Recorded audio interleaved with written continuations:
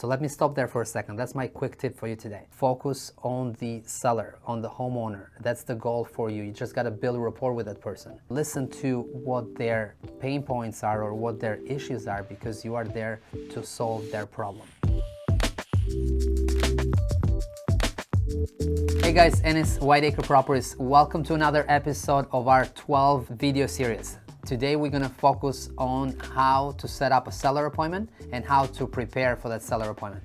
By now you guys know that the number one activity you got to focus on is really generating those motivated seller leads. But let's say you did that. Let's say you door knocked, cold called, you sent direct mail out, and someone reached back saying, hey, I'm interested to get an offer from you. Great. So you don't want to get stuck and freak out and not do the next step, which the right thing to do is to prepare for that face-to-face seller appointment. Some other investors might love to give cash offers over the phone. They might love sending an email with a cash offer included. We don't do that. For us, every offer that we hand out to a homeowner has to be done face-to-face. So motivated seller appointment is pretty much just that. You're meeting with someone that's ready to make a decision on the sale of their house, and you're presenting them with a cash offer.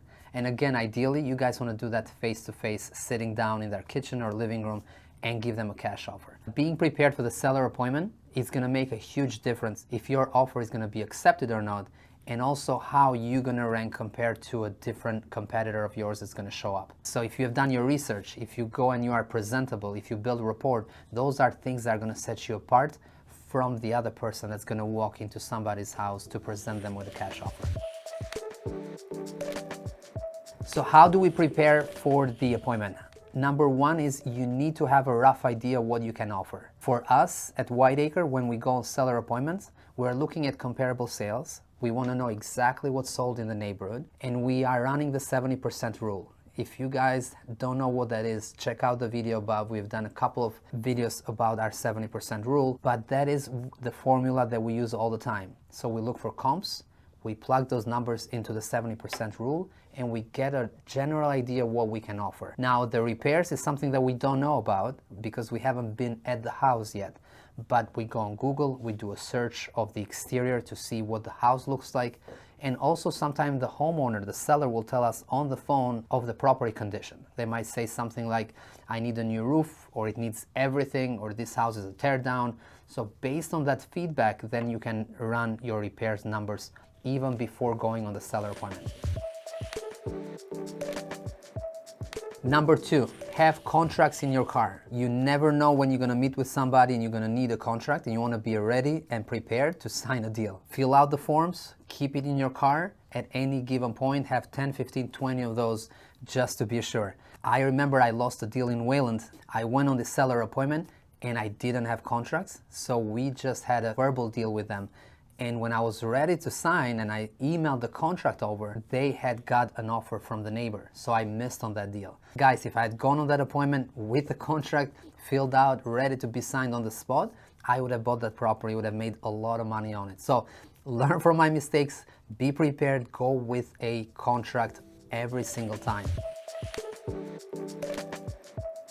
Number three, you need to give a deposit with every offer. In order for the contract to be legally binding, you need to exchange money. So you got to give them a check regardless how small it is. It can be $100, it can be for $1,000, but you need to give the homeowner a deposit with your offer, so it's a legally binding contract. And I want to share a story with you guys because I've been through this where I've gone on an appointment, got it signed, everybody was happy, but I didn't really give the check. I didn't make a deposit, and later, I got a call from seller saying, you know what, I'm actually not going through with that contract. I'm looking for more money, or whatever the reason is. And because I didn't give them the deposit, I can't really go and tell them that, hey, this is a legal binding contract, because it's not. So keep that in mind. Don't do what I did and learn from that mistake. And if you guys have a contract signed, give the check to them. Make sure it's a legal binding contract and do it right. Number four is know the mortgage balance. If you are going on these seller appointments, other than knowing what you're gonna offer somebody, or at least have a rough idea, you need to know what their mortgage balance is. Because if you're going and meeting someone and thinking of offering them somewhere around $350,000, but their mortgage balance is 380 or 400, there is no chance you're going to get that deal because their outstanding mortgage is higher than your cash offer. And no one in this market or in their right mind will come to a closing and bring cash in order to satisfy the mortgage, right? That just doesn't happen. People typically sell a house because they want to get cash from the sale. But how do you find the mortgage balance on someone, right? There's a couple ways. I want to bring up 3 ways for you guys to find out that information. One, if you are an agent, you can go on MLS and search the last mortgage amount and date that the homeowner took. If you are not an agent, connect with an agent and try to get that information from them. Second, you can go to the county registry of deeds and look for the last mortgage taken on the property. That's going to give you guys an idea of what the amount is, and you can figure out on your own what the balance might be now. You are not looking for exact numbers. You approximately want to know in the ballpark what the mortgage balance is.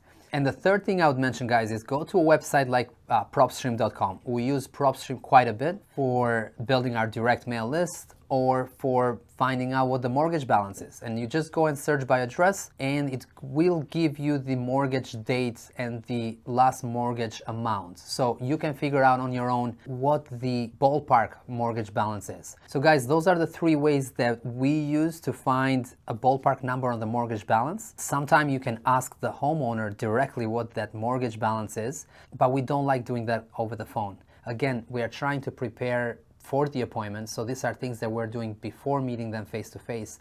And on the phone, it just might come out as rude if we just say, what is your mortgage balance, because I'm trying to figure out a cash offer. It's just not right.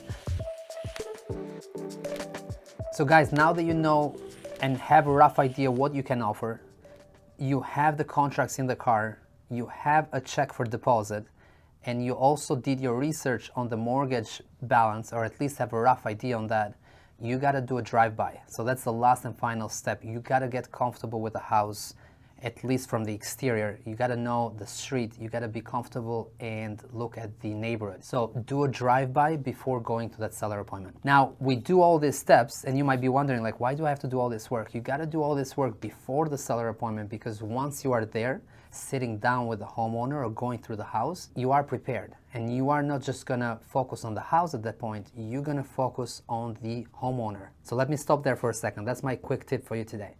Focus on the seller, on the homeowner. That's the goal for you. You just gotta build a rapport with that person. You are not there to look at everything. You know, you can take a bunch of pictures, but try to build a rapport with the homeowner and listen to what their pain points are or what their issues are, because you are there to solve their problem. And if you do, you're gonna get a signed contract and you're gonna create a win-win solution with that person. So guys, today we covered how to prepare for a seller appointment. Don't take this step lightly, because really this is the step that's gonna set you apart from other investors. If you do everything we talked about, you guys gonna go into a seller appointment and be ready to sign a deal. So guys, a few of the things that we'll cover next episode is how to build rapport with the seller, how to provide them with a solution, how to lock a deal if you come to an agreement. So if you like this, stick around for next episode. Like, share, subscribe. Please comment below. I really want to know what you are doing to prepare for a seller appointment, and I'll catch you guys on the next one.